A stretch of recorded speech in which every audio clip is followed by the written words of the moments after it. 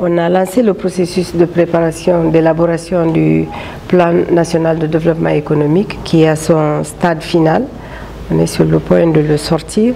Il était important de rencontrer les partenaires pour faire le point, surtout sur le contenu et le reste du processus qui sera mis en place et la finalisation du document et la mobilisation des ressources.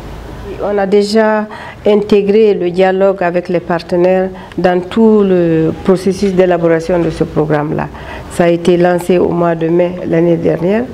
Nous avons sorti la première mouture à la fin de l'année qu'on a distribuée aux partenaires. Ils ont fait des commentaires qu'on a intégrés déjà.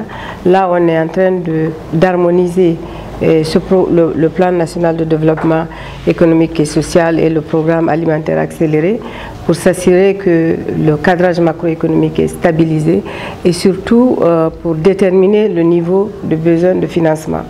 Vous savez que c'est important non seulement d'avoir le plan, mais de s'assurer que la mise en place des dispositifs pour son financement est réaliste et réalisable, et c'était absolument fondamental qu'on sache exactement quel est le montant qui est en jeu, combien ça va nous coûter le plan, qu'est-ce que nous attendons de nos partenaires du point de vue de son financement et quels sont les efforts additionnels qu'on doit mettre en place pour mobiliser les ressources internes.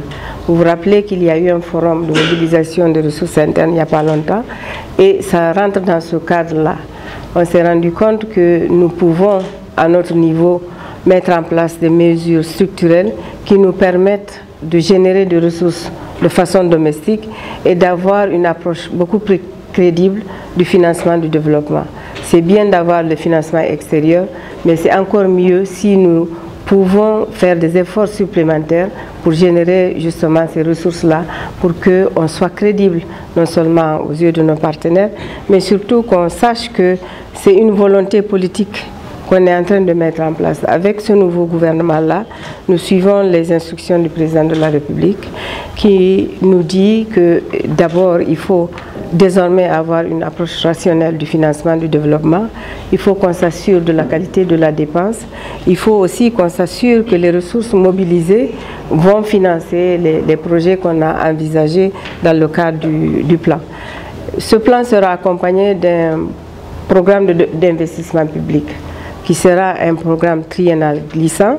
Et dans ce programme-là, nous allons nous assurer que l'année N ne va porter que sur des projets pour lesquels on a déjà réalisé des études ou qu'on a un timing nécessaire pour réaliser ces études-là, pour qu'au moment où on se présente devant les partenaires pour le groupe consultatif, qu'ils sachent quels sont les projets qu'ils vont financer. Ça ne sera pas seulement une intention, mais un engagement des partenaires vis-à-vis de nous.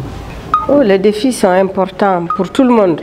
D'abord, vous savez comme moi que nous sommes dans une situation économique un peu difficile, que les populations souffrent, parce que nous sortons d'une crise majeure.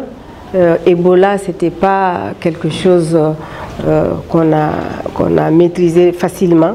Il a fallu l'appui de tous nos partenaires.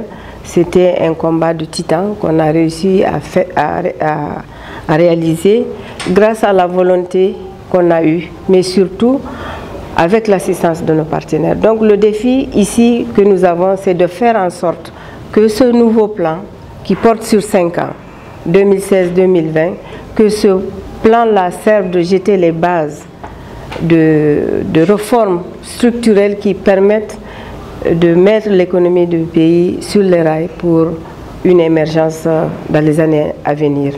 Le défi aussi, c'est que nous avons une faiblesse au niveau des capacités dans la fonction publique, par exemple, dans la gestion des projets.